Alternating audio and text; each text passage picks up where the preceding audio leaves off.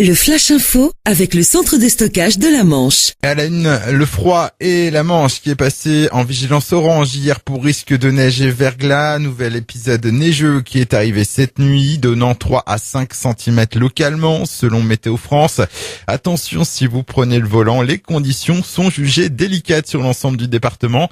30 saleuses du conseil départemental sont en intervention pour traiter 1500 km de route. Des perturbations sont aussi à prévoir sur les lignes de bus Manéo et sur le réseau Zéphyr. Bonne nouvelle puisqu'un redout est annoncé pour cet après-midi. Dans le reste de cette édition, l'autorité de sûreté nucléaire qui a indiqué hier qu'EDF ne serait pas autorisé à démarrer le réacteur EPR de Flamanville tant que les solutions proposées pour résoudre le problème des soudures n'auraient pas reçu son feu vert.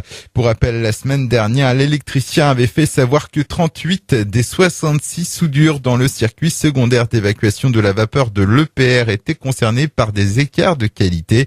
EDF a rajouté que ce nouveau problème n'était pas de nature à affecter l'aptitude au service des équipements ni le calendrier ou le coût du réacteur nucléaire. À l'EPR de Flamanville toujours, où il fallait s'armer de patience hier matin pour pouvoir y entrer. Depuis plusieurs semaines, le personnel de protection des sites nucléaires est en grève. Il organisait hier une distribution de tracts à l'entrée du site, ce qui a eu pour conséquence d'entraîner de nombreux ralentissements. Les grévistes réclament davantage de moyens et d'effectifs. Deux blessés à déplorer après un accident entre deux véhicules, une voiture et un minibus ce mercredi tôt dans la matinée sur la RD 972 à Coutances en direction de Saint-Lô. Au moins 12 sapeurs-pompiers étaient mobilisés pour prendre en charge les victimes. La conductrice du minibus âgée de 45 ans et le conducteur de la voiture 49 ans ont été transportés au centre hospitalier le plus proche. Et puis suite et fin des quarts de finale de Coupe de France de football ce soir, le Stade Malherbe de Caen reçoit l'Olympique Lyonnais. Cela fait 20 ans que le club normand n'était pas arrivé à ce stade de la compétition.